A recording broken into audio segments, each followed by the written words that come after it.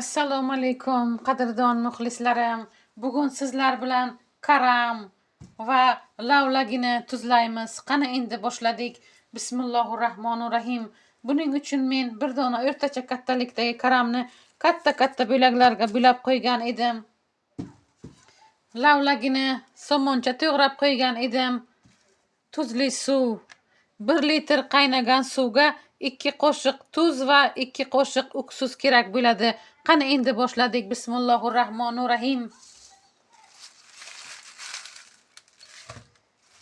Karamlarni qavatiga mana quritilgan shivit, lavri barglari va murch danaklari kerak bo'ladi. Qani endi boshladik. Har bir qavatiga quritilgan shivit, murch, lavr bargi, qizil lavlagi qo'yamiz mana.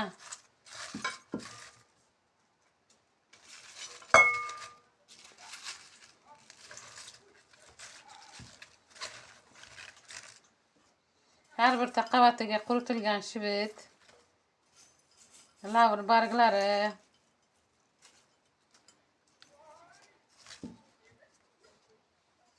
qizil lavlagi qo'yamiz.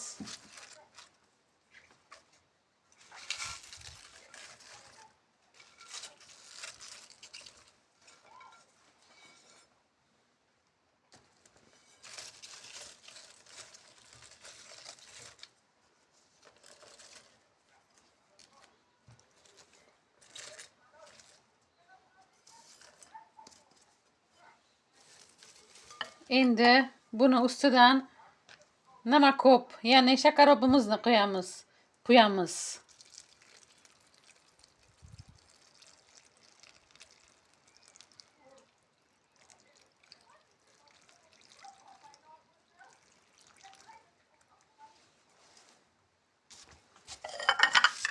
Ustidan tarelka yopib, issiq joyga qo'yamiz mana.